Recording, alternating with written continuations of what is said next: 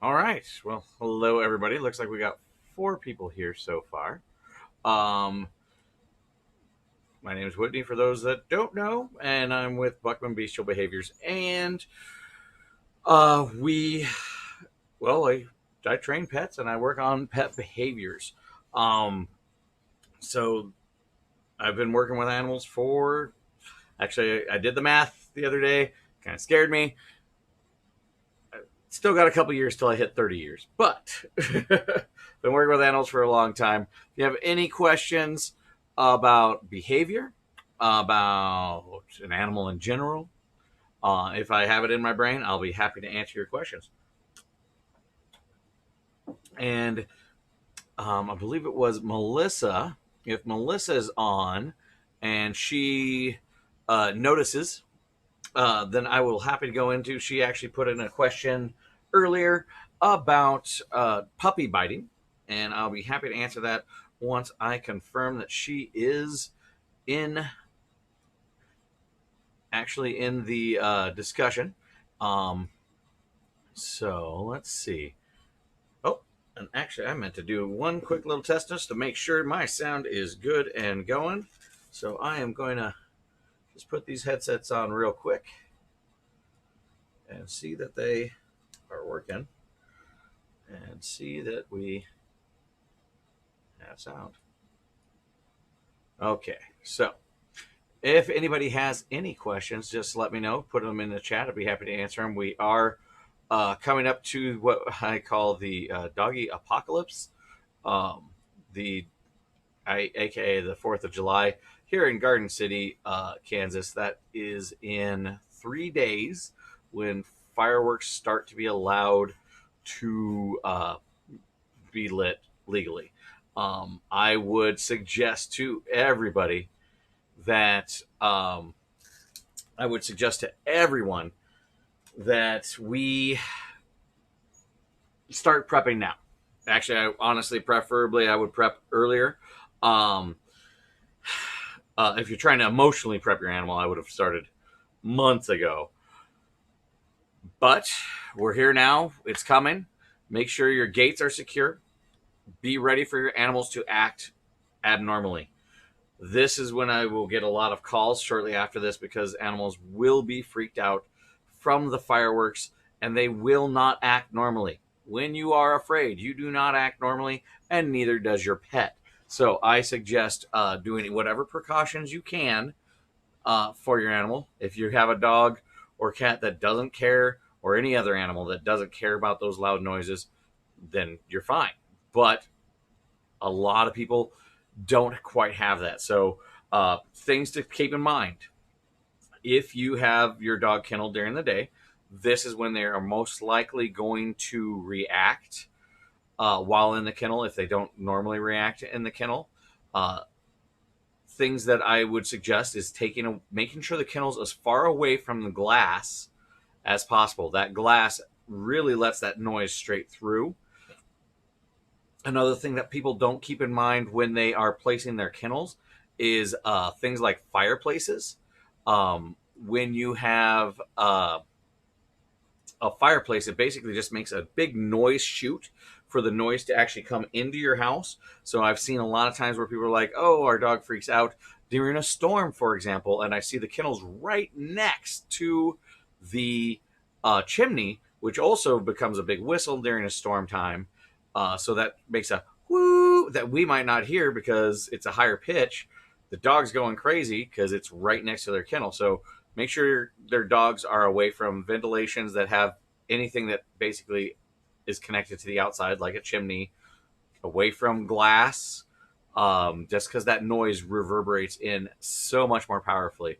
I'm actually going to repost a video I made previously. I'm probably going to make a new one as well regarding loud noises and preparations. Hi, Namara. How are you doing, old lady? Yes. So, but try to keep your pets safe. All right. Oh, we got our first question. Um, okay. Our first question is from Krista. Actually, we have our first question, but I'd like to make sure that Melissa's in the chat before I go into it. Hers has to do with puppy biting. Um, let's see. Krista says we have an 8-month old Australian Shepherd and a Texas Healer mix. Okay. She is digging in the potted plants, eating the strawberry plants, and has destroyed most of the shoes in the house. We have gotten her chew toys, and she has no interest. Okay. She became from an abusive home and cowers to all affection and is afraid of you when she knows. Okay, we'll talk about that. She has done something wrong. Okay. So, a lot of times people come to me. I just want to get over this little hump here. A lot of times people come to me and they say, oh, well, the dog knows this or that. We don't actually know the dog knows. Whenever we say that the dog knows, what we're doing is actually projecting our thoughts onto that dog. Uh, a lot of the basis of my training comes from psychology, and one of the core parts of psychology is this thing called mind theory, which basically just says, I can't read your mind, you can't read mine. And when mind theory breaks down and people make assumptions of the hows and the whys and what people are thinking, that's usually when the office goes to hell, kind of thing. I always like to say, so the dog doesn't necessarily know they did something wrong. What they know is people came in and they are upset. And then they've learned that they go into what's known as a appeasement behavior. So whether they know what they did or did not do was wrong does not actually usually equate to the appeasement behavior. They did a number of experiments with this where the dogs did or did not do something. Oh, no. Okay, I will try to check to see what's going on the YouTube channel. But so when the dog is interesting. Oh, I'm not going to focus on that. We'll deal with the technical issues later. So when your dog behaves a certain way when it's in trouble is often because it is actually going through that appeasement phase, which basically just means that they are doing something that they know makes you react better. So usually they actually are cueing off of, when they did the experiments, they basically found that whether or not the dog did something had no correlation with the dog going into that cowering, urinating on themselves type of behaviors. It had all to do with the human's behavior, not what the dog actually did. So careful that we say things like the dog knows this or doesn't know that, because we really don't. But let's go into the meat of this, though. This dog is destroying things, destroying shoes. My first question to Krista, and with any puppy situation, is, are you kenneling the pup? Because what is appropriate and not appropriate to chew needs to be taught to the dog. They don't know. As far as they're concerned, everything in their environment is a toy. And that toy could be your shoe, could be an actual toy. But the thing is, they actually need to learn what is and is not a toy. So the way we do this is we basically make sure that they don't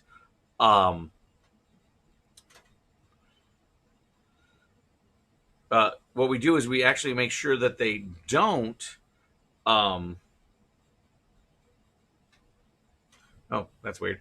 Okay, where was I? I'm getting distracted by little things. What we want to do is make sure that they don't play with the things that they have access to repeatedly over and over again. Because when they do play with it repeatedly over and over again, what it ends up doing is it teaches them that is an appropriate toy.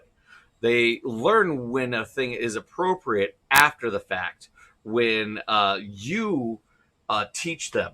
When they are having fun with that toy and they do it over and over again, that will teach them that is appropriate as opposed to the shoes and everything else. So the reason I want kenneling with puppies, and older dogs I allow to be unkenneled, but puppies, they need to be kenneled when they can't be supervised, because every time they do that, they are learning to destroy. They get this endorphin rush, they enjoy it, and they'll chew on it.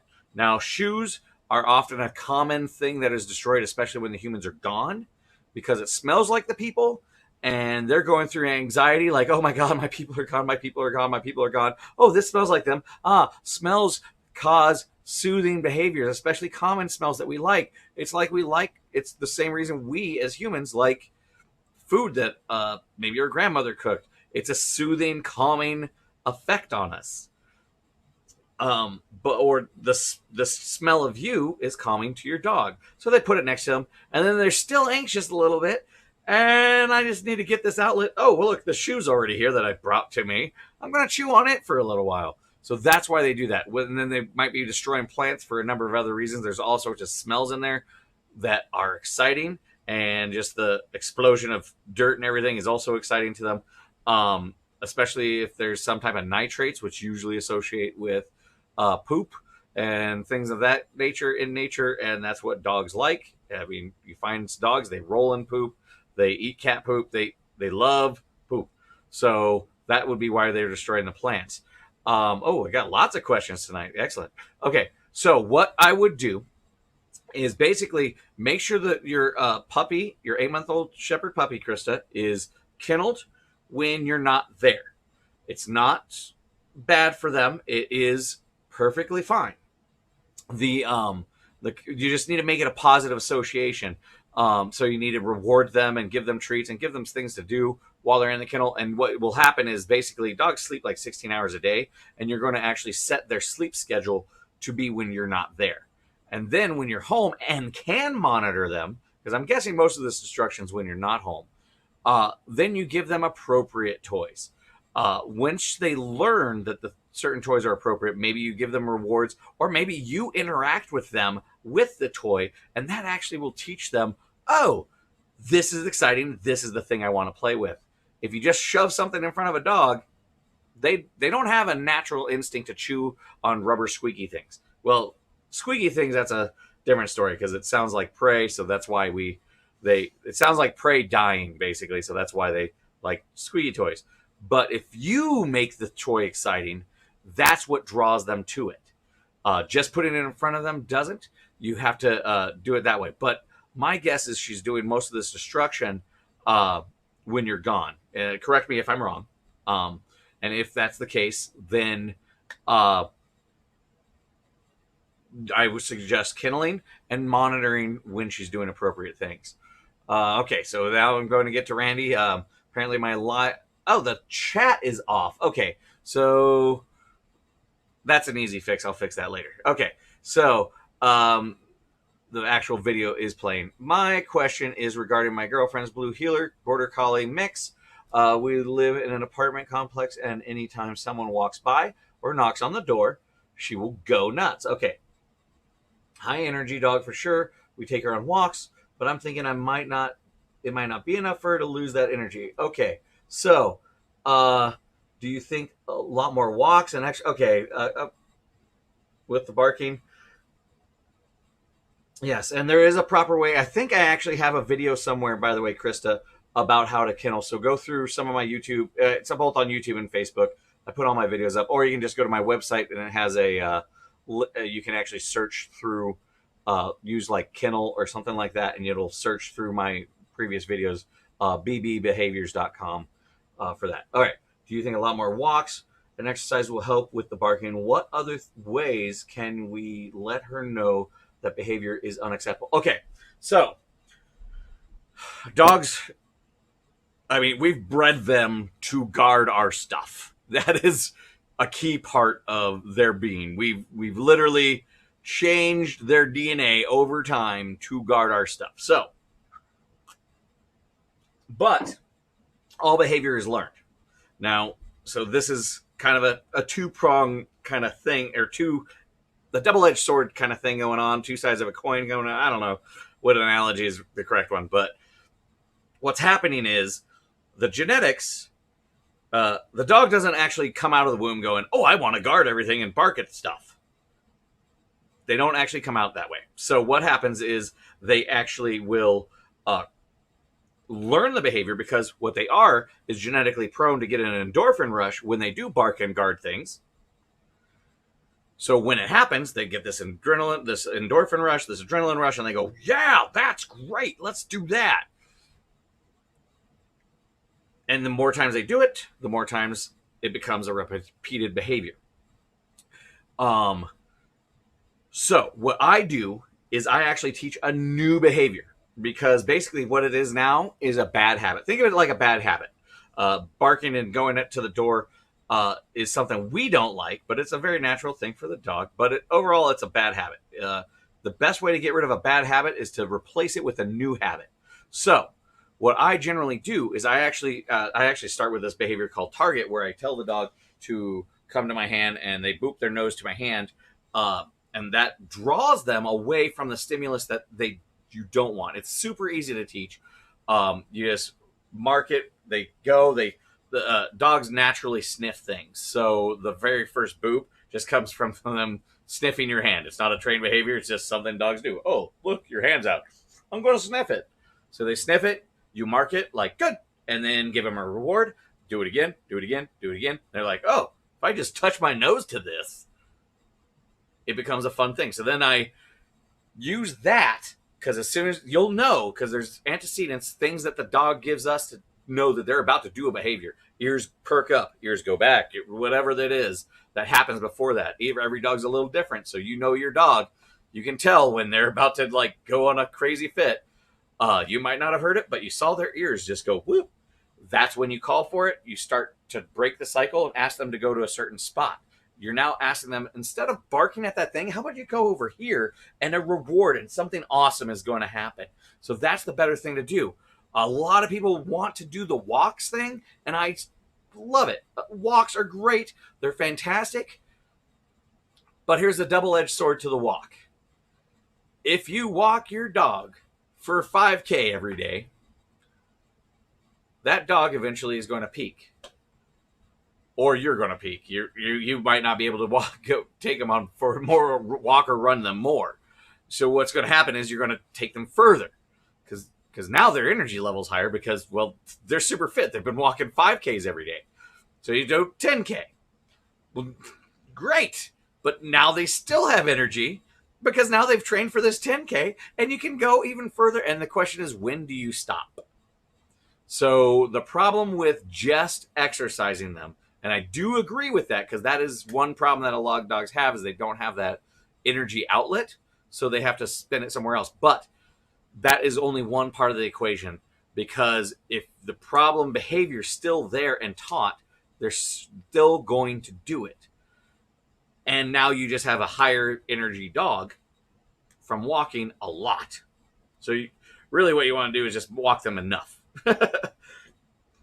But if you keep pushing them, some dogs are super athletic. I have, like, when I was running more regularly, I was just actually talking about this today. I had two 5K dogs, I had a 10K dog, and then I had a half marathon dog. And literally that was the distance. I could tell 5K, this dog's done, that dog's done. And then we 5K's done, 10K's done, and then the last one would last. I never hit his limit. I hit my limit way before I hit him. Okay. Getting them sidetracked by another activity or something. That's exactly it. That's exactly what you need to do. And then what will happen is, once they find this other activity, what will happen is the antecedent, the thing before the behavior, that signaler, that stimulus, the car driving by, the mailman knocking, if that becomes a very consistent thing, like, oh, that happens, well, what are the humans bringing me? Because then they'll associate that noise with whatever is awesome happening on the other side of the house. And I would definitely move that object or whatever that fun activity is away from the doors, away from the windows that they're going excited for, because then that just draws them away from the stimulus that's bothering them. So yeah, definitely implement that where they get excited instead. Oh, ding dong, something's going on over there. All right. Now we have Tracy. Still waiting for Melissa. I don't see.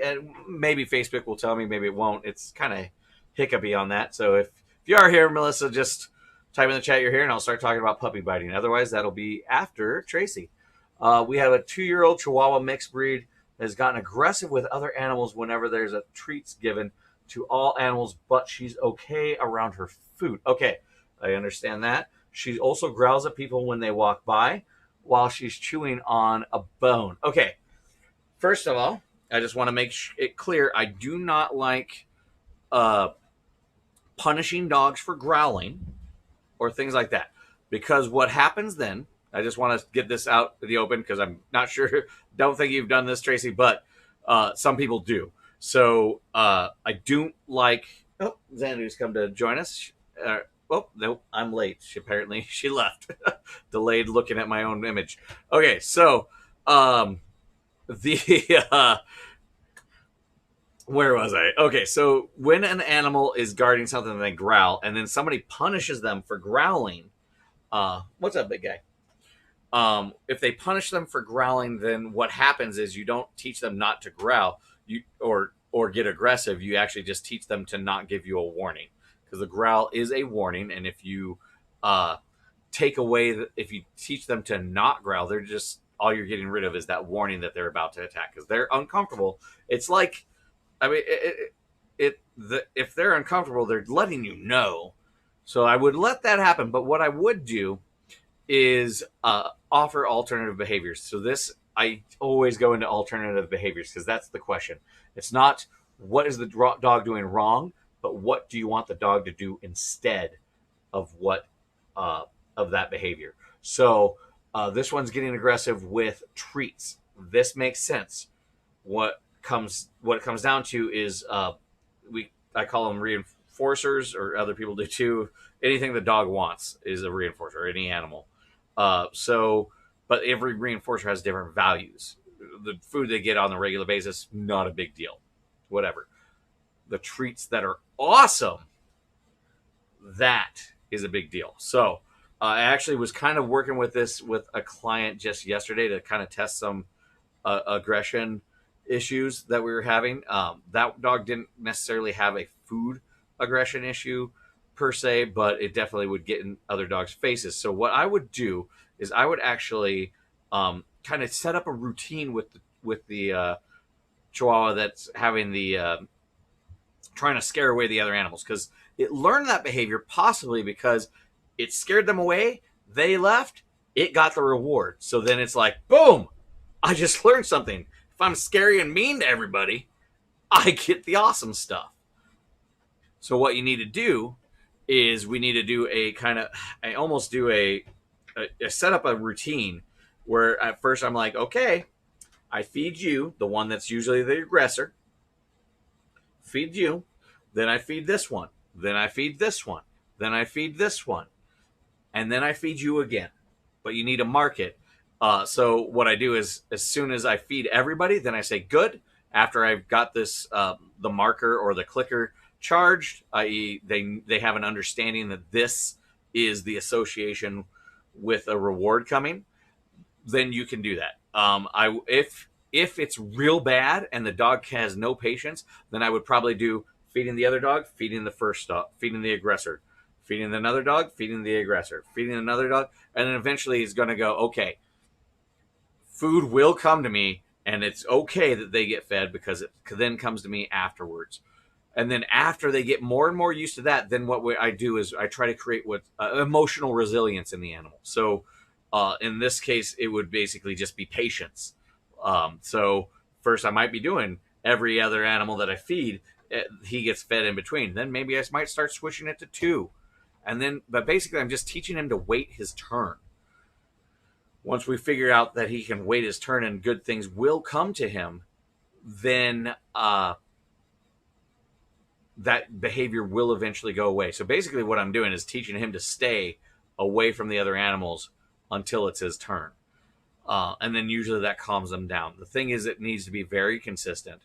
The one problem that might have caused this sometimes is when other animals get fed and they don't, not necessarily food, but like just the treat, or maybe he missed out on the treat at some point in time and now he's just aggressive towards the treats for whatever reason. He learned to do that behavior, so we need to work on it and give him patience. Another thing that I'll do is I do a bucket after they advance a little bit. Then I work on them with a thing called the bucket game. And the bucket game, I use it for a lot of different things. And basically, all they do is they stare at a bucket of food, and it has to be real good food. So, like, we're talking like a bowl full of chicken right in front of the dog's face, and they learn that if they go towards it, the bucket or the bowl or whatever it is that's holding the food goes away. And then when they sit down calmly, it comes back. And every time they look at the bucket or the bowl of food, then they'll get a reward. Eventually, over time, they have to look at said bucket. We call it a bucket. It can be really any container, but they look at the bucket, and then they have to look at it longer.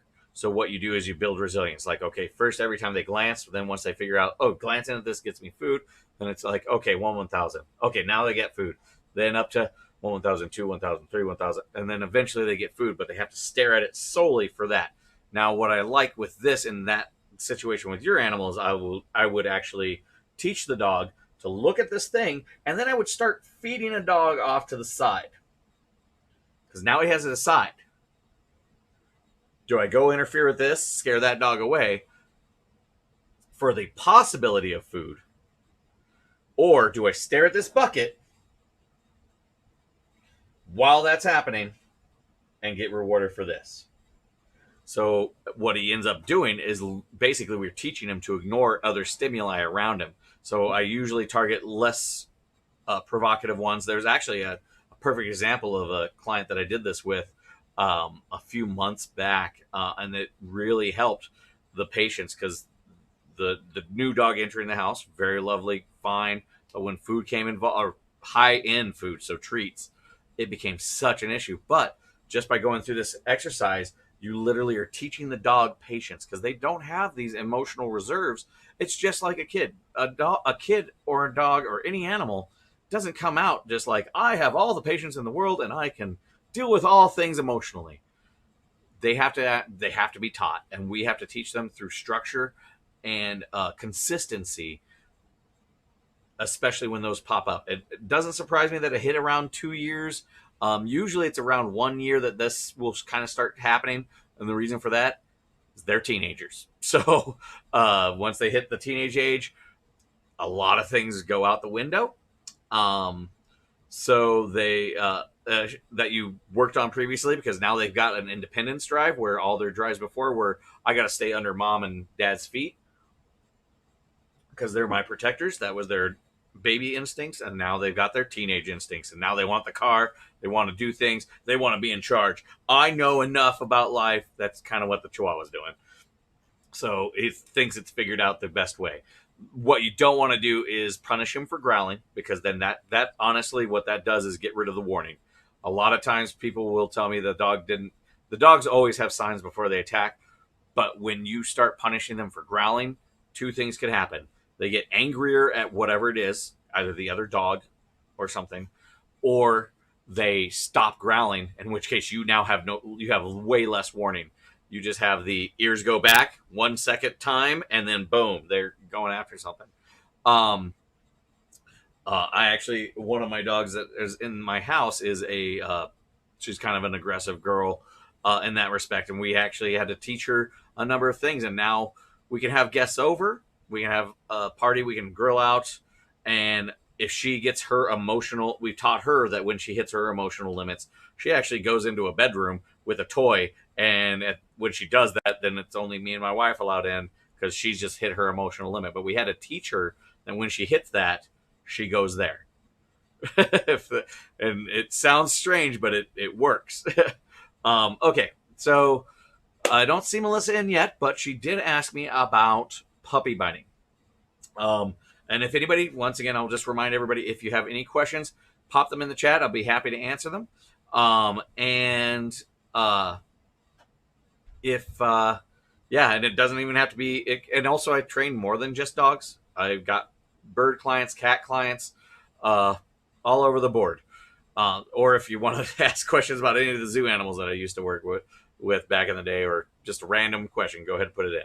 So, yes, yeah. And if you need help, go ahead. I might have some. Once again, I always advise. I've actually been building a lot of videos over the years in my my website. Go ahead, use those resources. They're there for people to grow with. Okay, so the puppy biting. I actually have a couple clients coming up because puppies keep biting, and how do you get them to stop? there's the main way, especially if you have a young puppy, like 3 or 4 months old, they don't have empathy yet, and they don't understand it. So they don't know that you are hurt by their teeth. Also, think about it that when they're fighting with their litter mates have fur and thicker skin than we do. It doesn't hurt them as bad. But what they do know is yelps, because they yelp when they're hurt. And so you need to yelp even if it doesn't hurt. Anything that you don't want them to do, you need to act like you're in pain. So if you have a puppy that's constantly biting hands, especially hands, because we play with our hands, and the dogs play with their mouths. So they tend to bite our hands because look how puppies fight and play. They mouth to mouth, and that's normal for them. But the thing is, they need to learn that that's not appropriate. So what I generally do is I take the puppies, and then as soon as they like bite towards a hand, the instant I even see them reaching for it, I just go, ow! And I jump up and I get off and I walk away. Because the thing that the puppy wants is your attention in that playtime. They don't want it to end. So if you yelp every time and disengage every single time that they do that, they're going to learn, oh, well, that stops the fun. Now, that's part one. Part two is you do need to come back to the pup, but with an appropriate toy. So you come back with something appropriate, such as a tug toy, and then continue to play. As soon as they bite to the hand, ow, walk away, then re-engage with something appropriate between you and the dog. Because, excuse me, because if you keep doing it that way, then the dog will learn, oh, that's not appropriate. The fun stops. Oh, if I play with this, the fun begins. So actually, this kind of goes into Krista's earlier, is kind of teaching them a little bit more how to play with the toys. You need to play with the toys with them. Sometimes people are like, oh, I just tossed the ball over there and they're not doing it. Well, they don't know that that's a toy. They just know you threw a ball over there. But they do love interacting with you. So if that ball suddenly creates interactions, even if it's just a little slight tug with the ball in them, they're going to enjoy that. They're going to want to do that more. So, oh, there we go. So, So basically it's just say ow and then give them an appropriate thing. Every single interaction you have with them is a learning moment with that puppy, and you have to realize that. So also, third part to this, actually, I wasn't planning on going there, but the third part is don't play with them with your hands. If you like, I do it with my older dogs because they have a different mentality and they understand the differences more. And honestly, I could shove my arm in their mouth and they just like back up like, I don't want to bite your arm. But that's the older dogs who have a different understanding. They've already been trained not to do things. But especially puppies don't do the hands in their face like, oh, you're so cute, oh, because now you're riling them up and teaching them to bite fingers and hands. So disengage when they bite. Re-engage with them with an appropriate toy, but also just don't play with them with your hands. As they age, maybe you can do that a little bit more and they get excited. Like my dogs, I will put it on the sides of their faces, but they're much older. They've already been taught not to bite hands. So they don't have that drive as much. All right. So if anybody, hope that answers that question. Hope Melissa was able to catch it, or maybe she'll catch it a little later. If anybody has any more questions, go ahead, put them in the chat. I'd be happy to answer them. As I said earlier, I will be reposting some of my 4th of July videos coming up, and I'm going to see about making a new one about just desensitizing and getting your pets used to those crazy sounds, because that is going to be coming up, and that is a major issue coming pretty soon. The shelters don't like them. because they get filled up because dogs will be starting to escape. Um, just because they're afraid, they have nowhere else to go, might never escape, but on the 4th of July they might start. Um, the main way to get them used to it is create a positive association. So I always use clickers or some type of marker. If it's not a clicker, then I use good or yes, something quick, something simple, and then associate it with a treat reward. So basically, what happens is, or actually, you don't even need to mark it really. The explosion is the marker, but every time that explosion happens, maybe have a big bag of chicken or something that your dog just goes crazy for. I'm talking about their crack. They're the thing that they're like, oh, they got the thing. Get that out. If your neighbors are lighting fireworks, every time you hear a bang, just start tossing it on the ground. Make sure your dog sees that it tosses on the ground. And then what will happen eventually is an association of bang, food on ground, bang, food on ground. And then they'll like that kind of, they'll create a positive association with that sound. If they're already terrified, do it in the basement, because start small. Don't start with just boom or light your own fireworks and then do it.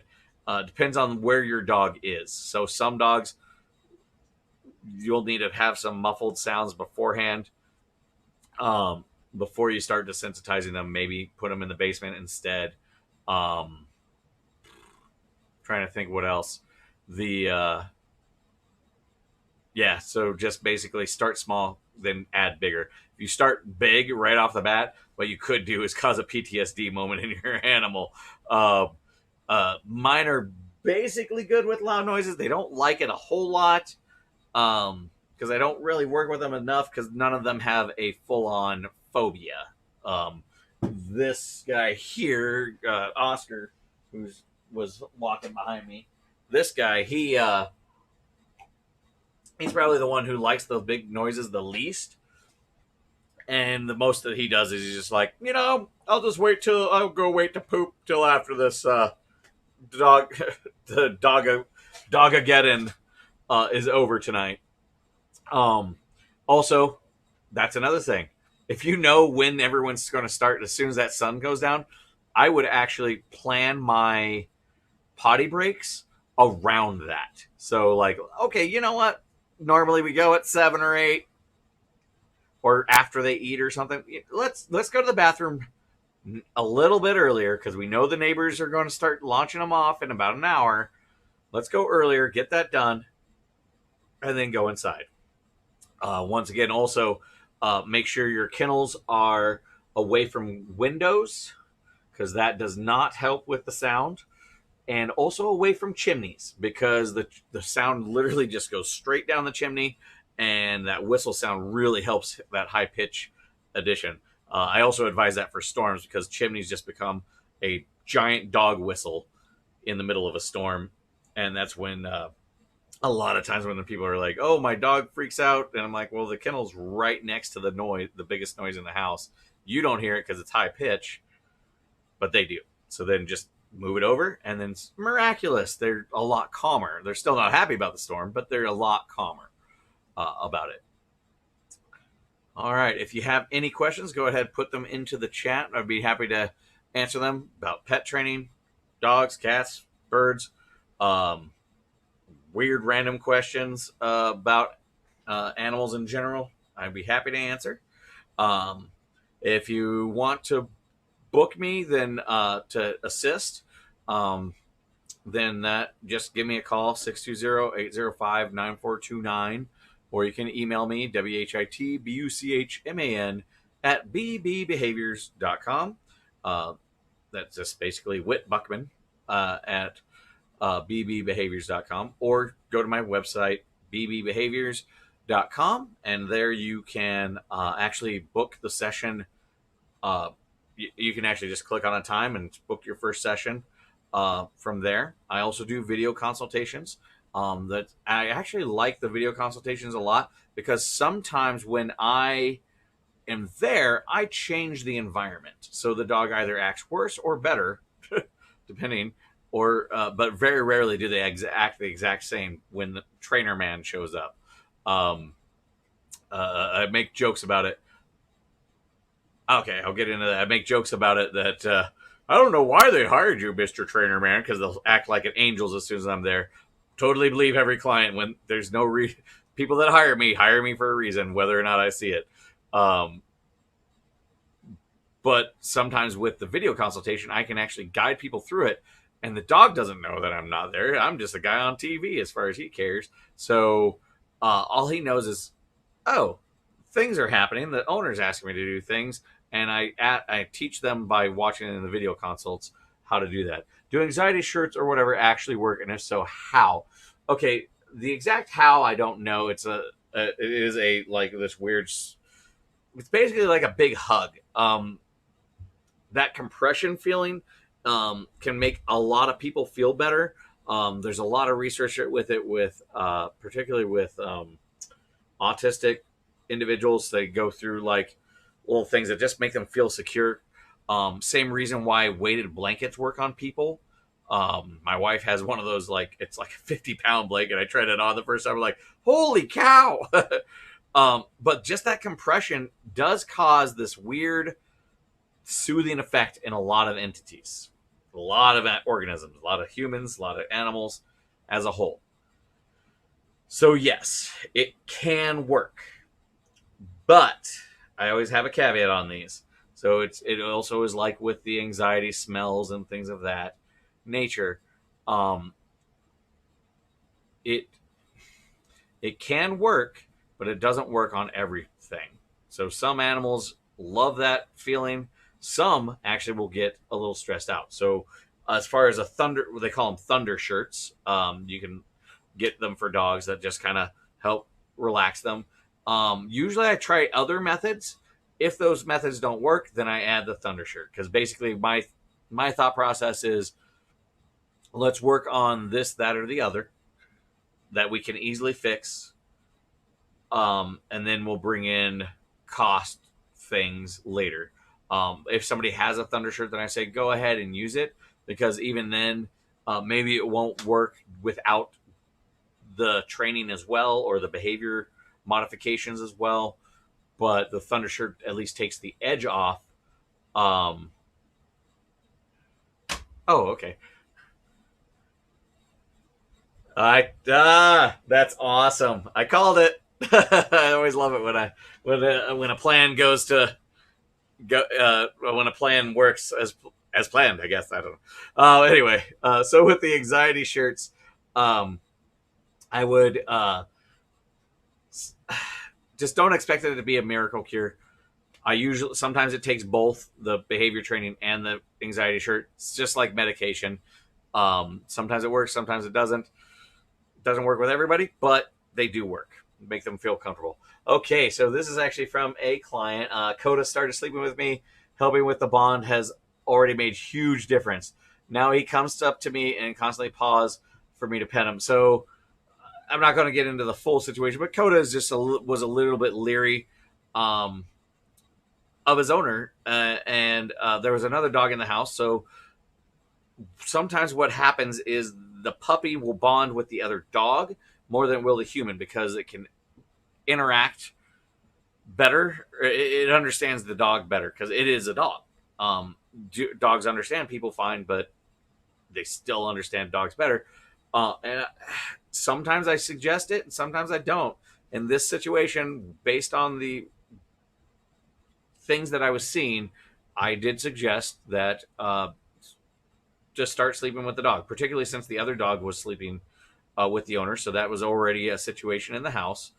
And that's fine. There's, as far as studies are concerned, nothing. There's no study that has shown that there's harm for people sleeping with their dogs, and there's no well, there are some studies that show that there can be benefits, which is why I suggested this, because basically the recall wasn't working, and really it just came down to the pup just needed more trust and more bonding, and maybe he was a cuddler when he was with his litter. I don't know, and if he was, and then suddenly he leaves his litter, he has no one to cuddle with. We just need to give him a little bit of shot like that.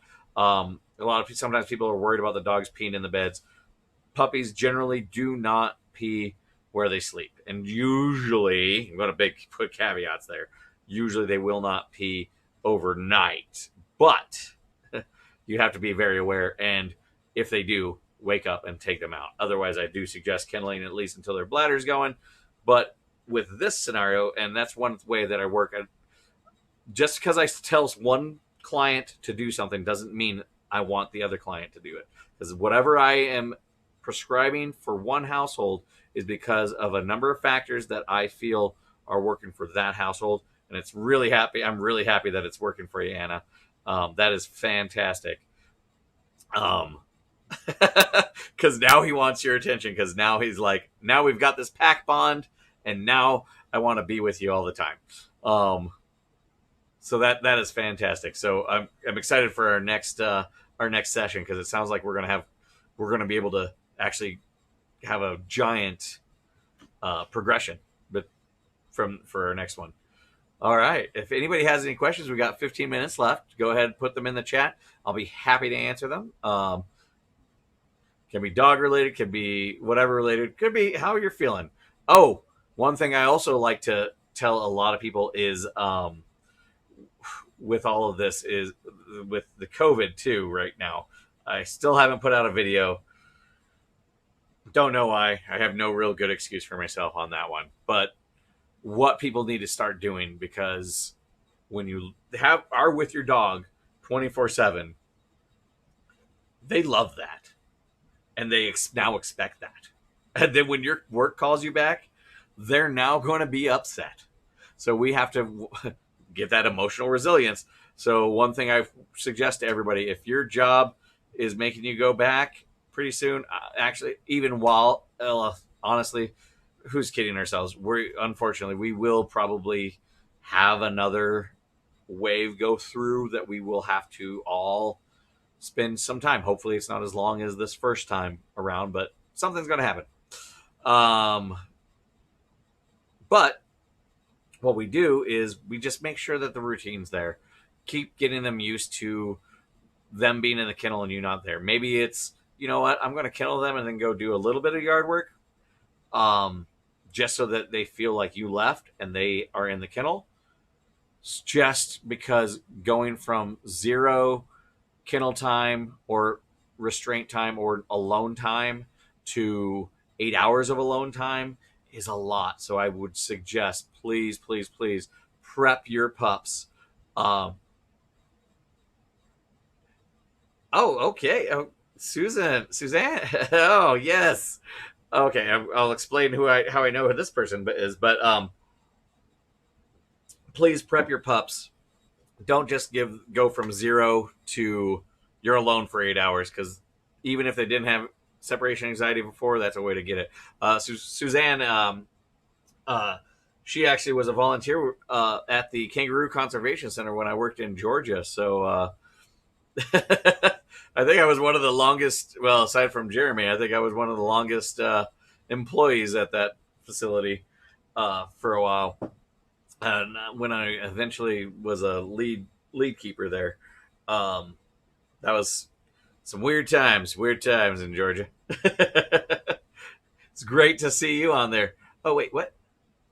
Oh, there's Julie. So they only got 2 of my historic time at the Kangaroo Conservation Center outside of Georgia, which that's a funny story telling anybody. They're like, oh, where'd you come from Garden? I was like, oh, well, I was in Georgia. Oh, were you born there? No, I went there for a job. Oh, what'd you do there? I went to Georgia to work with kangaroos. Oh, thank you, Julie. I'm causing a nice little re-meetup. And I still have the figures that Suzanne's husband gave me. That was with War Machine, which is a little nerding game that I like to play on occasion. Don't have anybody out here to play with, but I still like to paint the minis and talk about it sometimes. But if anybody has anything they want to put in there, or want to talk more about Kangaroo Conservation Center, it's not scripted. We can talk about whatever, but we got about 10 more minutes. And if we go long, I don't mind. So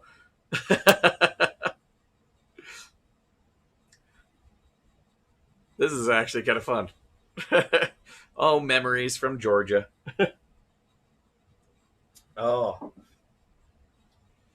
It's been a long, strange journey in my animal world. I think I'm at 28 years of training currently, and if you ask me, best memory working there, okay, oh, that's a tough one. Um, yeah, best memory working at the Kangaroo Conservation Center. Oh, okay, no, I know it. The best memory I had, there was this one kangaroo. His name was Bojangles. I loved Bojangles. Bojangles.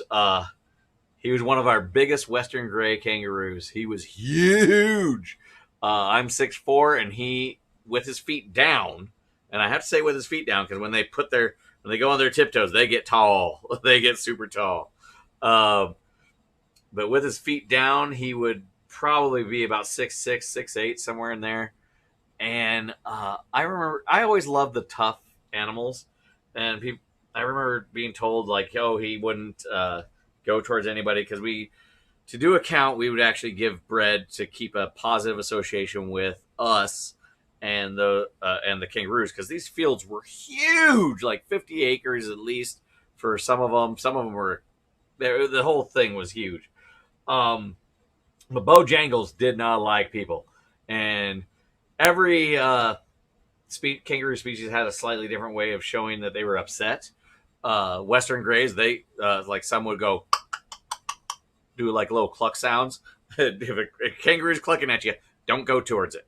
But Western grays, when they got real mad, they'd growl like a dog. And if you look on YouTube for buff kangaroo, uh, you'll just see some ripped muscles because they basically walk by doing push-ups.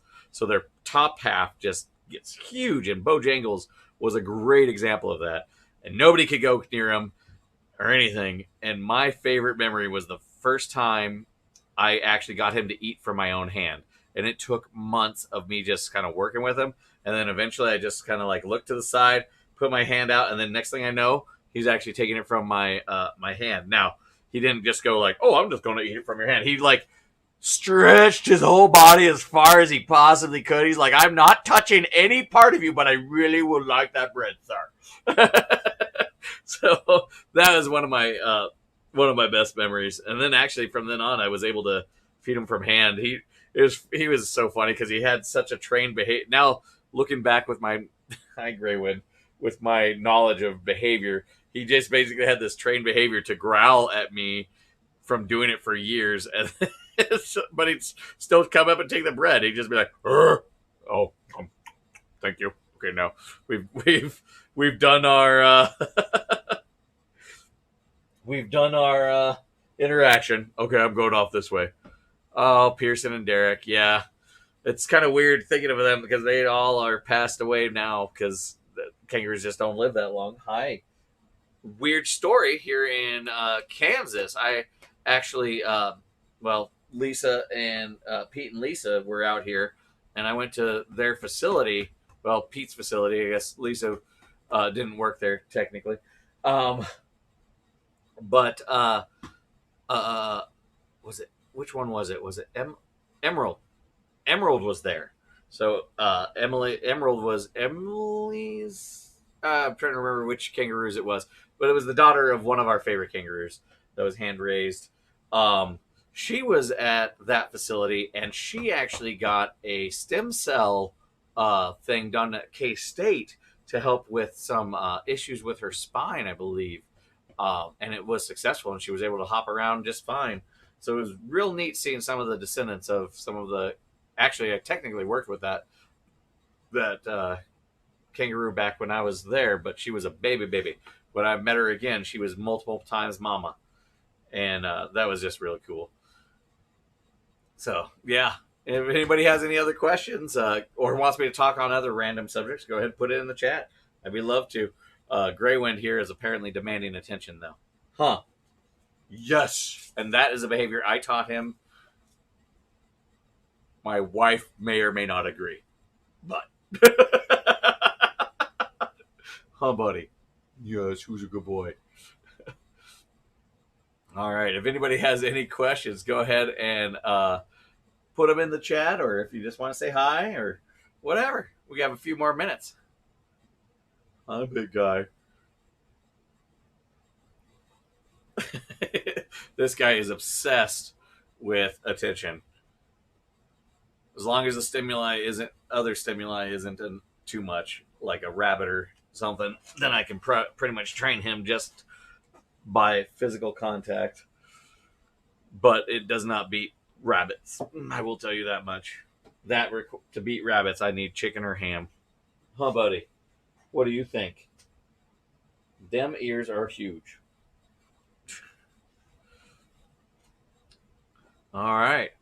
So a few more minutes. We're in the chat. If anybody wants to put anything, go ahead and type it in. Otherwise, I will see you guys next time. And if there's any, I do videos and things like that. If there's anything that you want me to do about, write about, or make a video about, then go ahead and put that. Just send me a message. I'll do that. Or if you have issues, just get in contact with me. We need some tips on training our mutt on proper greetings to people when they come to the door. Actually, go to my website, bbbehaviors.com. There are multiple times where I actually do videos on proper door etiquette.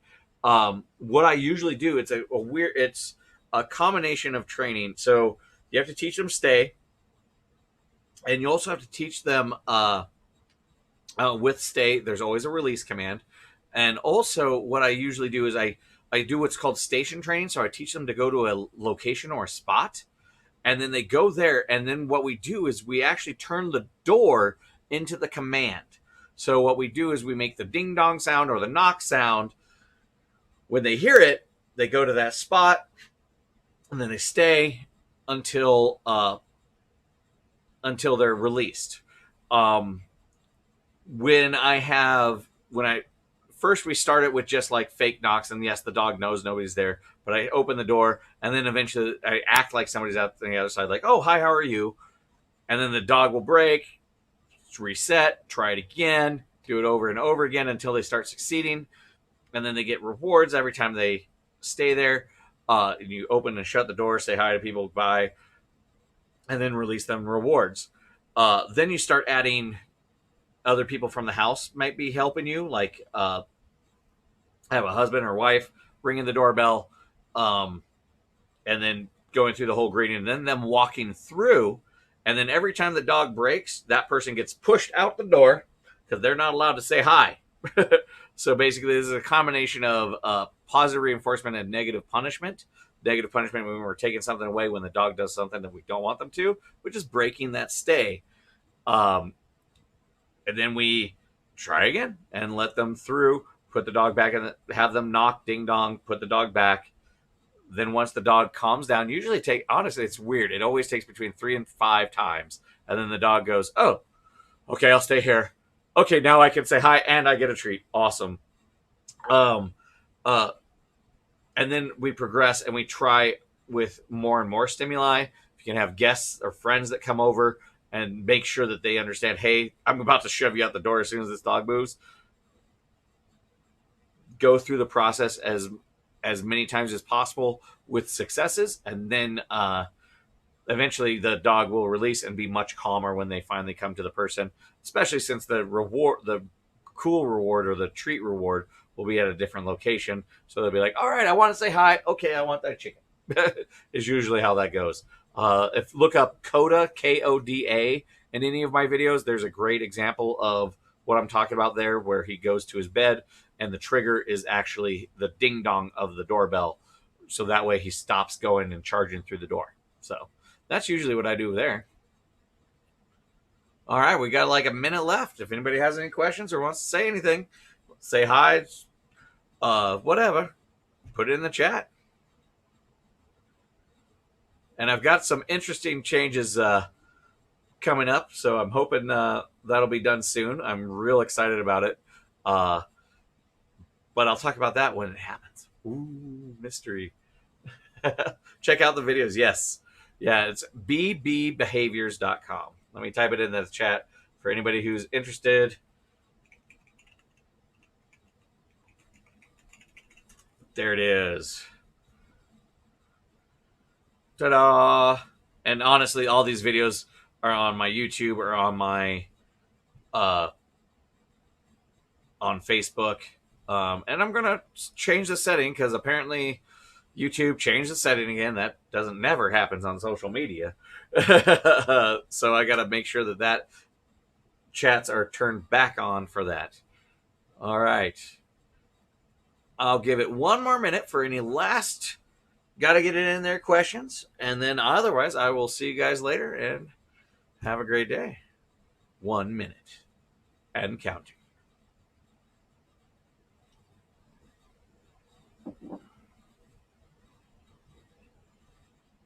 Excellent. Thank you. Tonight was a busy one. I liked it. I like it when it's busy.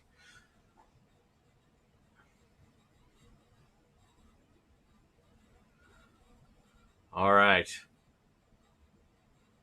Well, that is about it for today. I'll do another every fourth Wednesday of every month. I will be doing these. I also try to put out at least one, maybe two videos a month about behavior stuff. If you have questions, go ahead and send them my way. Still have a few to do from the last time I asked. But you all have a great one.